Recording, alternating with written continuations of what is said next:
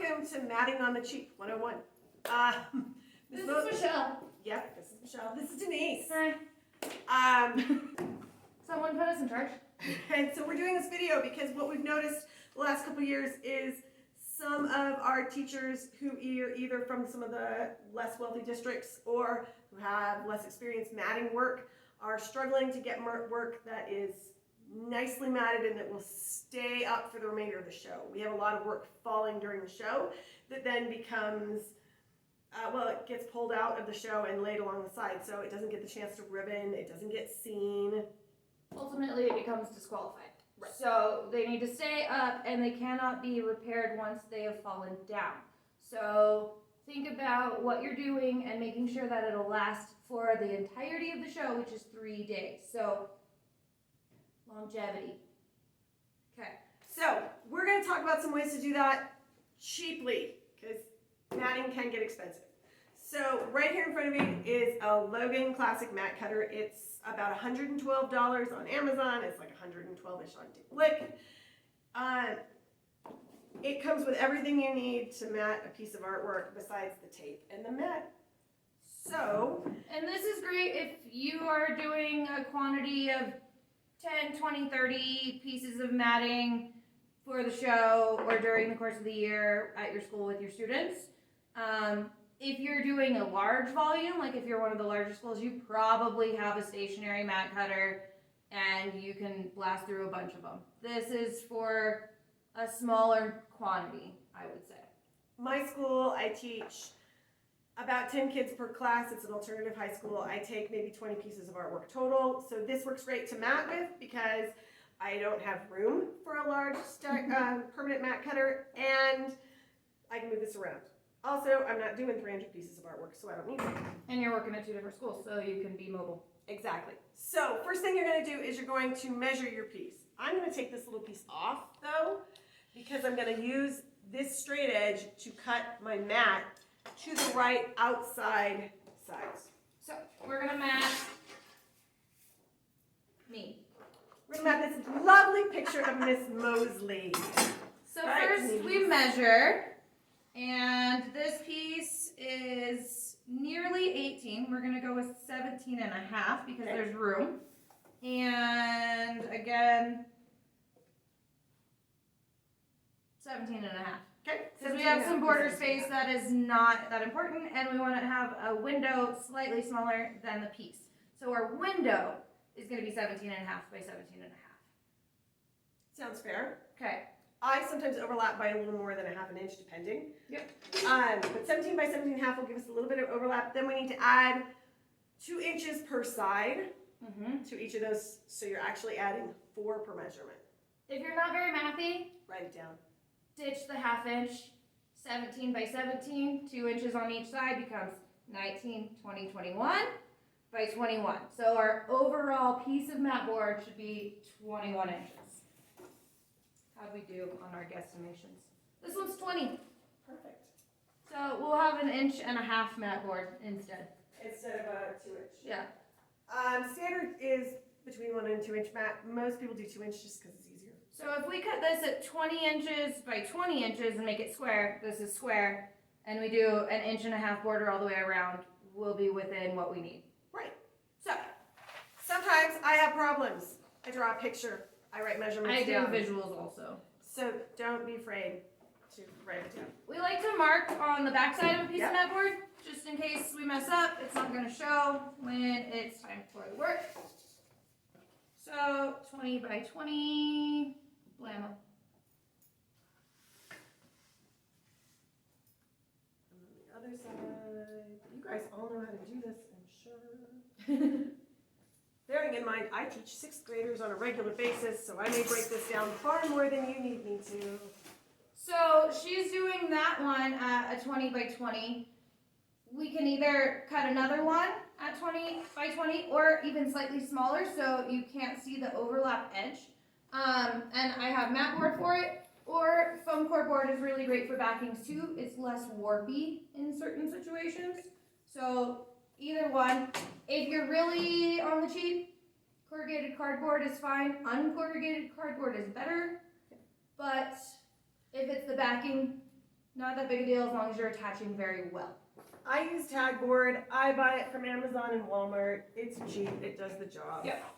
My kids, their artwork is nice, but most of them aren't spending. They're not so emotionally attached to it that it needs to be archival. True. I will mark this one for you. Would you like it slightly smaller than 20 by 20? Yeah, that's how I do it. 19 or 19 and a half? 19. Okay. Leaves room for the tape. Okay, so you're gonna pick this up, slide it through. I am gonna line my line up with the groove, the edge of the groove that's right under the mat cutter. This mat cutter comes with this handy dandy Matlock knife. It has a razor blade in it, so you can just replace it with a razor blade, which makes your life so much easier. Nice. You're gonna run the mat cutter on this little curved piece of metal, and you're gonna hold it tightly. The bonus is this piece is going to flex and hold it as well. So it's not much different than holding your ruler tightly and drawing a line with a pencil. Yep, and I always score it and then I cut. Perfect. So multiple passes is better than trying to manhandle through one. Next. Yeah, I'm like an 1/8 of an inch off, 16th of an inch. Okay. Don't lose your mat cutter knife while you're doing this. Okay. So I look, make sure we're all set up. Keeping my thumbs out of the way because I want to keep them. You know what? I have to remind myself of the simple things. Okay, so this one is slightly smaller. It is 19 inches by 19 inches. It's the backing. We'll explain why shortly. That one is 20 inches by 20 inches, and we're gonna do a 1.5 inch border around it to put this inside. I lost the pencil. I stole it. Oh, that explains so much. That's why. Okay, and All right. ruler. Yardstick. Wherever it went. I don't know where it went. You I have think your I own. think I put it behind me. Yes, you did. Okay, So so they didn't know they were getting a comedy show. right. Yeah. So I just measure 1.5 inches in from the inside on this end and the other. And this is kind of your stop point for cuts, right? Yep. This is your Okay. start and stop.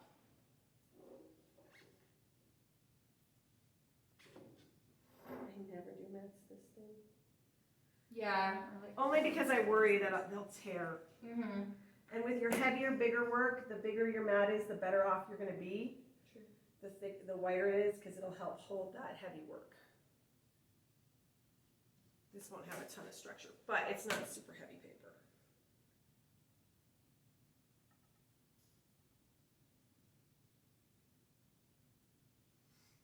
All right.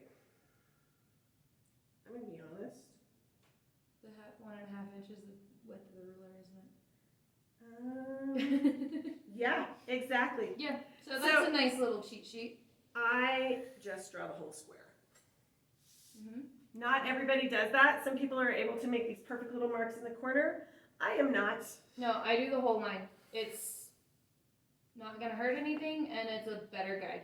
And it's on the back, so like, honestly, who's gonna know but you? By the time you're done, you'll have taped over everything and it won't matter. And sandwiched. Yep.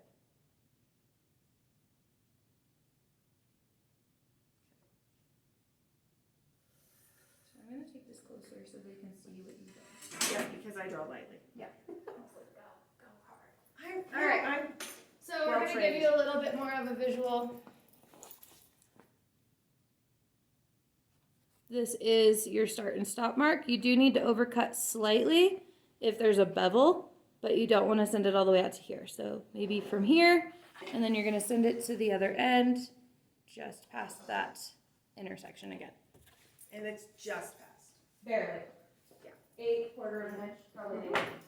So my mat cutter cuts with a bevel, always. That's just how it's set up, which is great. It looks nice. One of the things that we would suggest is burgundy is not always your best bet for a mat. No. but this is left over from many years ago. And just for tutorial. And just for tutorial purposes. So, One of the things we would suggest is black, white, gray. gray, which you Neutrals. can- all good Keep choices. them simple. What we can do is this little guy here. He is a fabulous little set scale that slides in. And it gives you a backstop, right? It For your gives you a bigger backstop. mats. We probably won't need it on this guy, but you can set this back side at 1.5 inches, which is right about where we're at. And then you know you're gonna get a 1.5 inch mat all the way around. And you can't accidentally slide it in too far as you're cutting and have an angle or a wibble wobble. Yep, you will get a straight line and it will cut exactly where you think it's gonna cut. On the mat cutter, there's this fabulous little line that tells you where you're starting and stopping. So you line that up on your start line and you stop on your stop line. Perfect. So it's got a little thumb press here, you press down and you drag forward. Well, no, you go forward, never mind. I'm doing this upside down, which is hurting my brain a little. So Okay. it's push and push. It's push and pick it up and push again. You push down with your thumb, you push forward and stop at your outside line, and then I usually pick it up and bring it back. Just because I don't want to mangle my edge. Push forward and cut till you see yourself stopping at that line. You can cut a little farther if you need to, but you'll see those cuts on the outside if you're not careful. Now that you have your backstop, when you pull this out and pivot it, It's much easier to get started. That's good.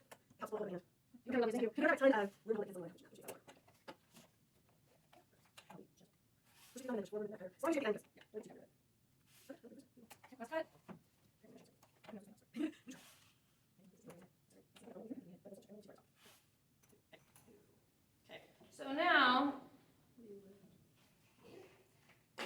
we have a mat, and this piece you can use for a smaller piece of artwork. Or for the backing piece for a smaller piece of artwork. It's of no use to us for this piece of matting because it will fall back through the hole. That's why we cut that other one as our backing because it cannot fall through the hole. Right, that's the same one. Where did Where's you the put other that one? We cut it. It's over here. Word. Oh, I had it. Sorry. So this one will not fall through the holes of this one, so it's safe for attachment. Here, let's do it upside down so they can see it better. There. Ta-da. But also, if we look at it from the back side, There should it's be, got a little bit of a border all the way around. which allows for easy taping. Yes. So, now, we're going to take the mat frame and lay the artwork into it. Onto it, into it. Whatever you want to call it. Center it as well as you can. Would you like masking? I'm going to use masking if you don't mind. I know this is your art. I don't care.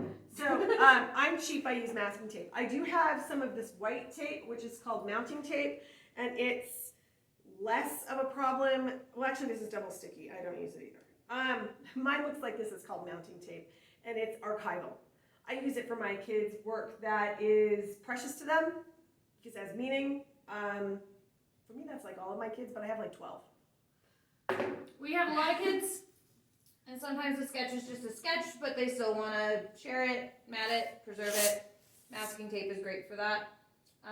So there's like the 1 inch, then this is probably 1.5, and that is a solid 2 inch.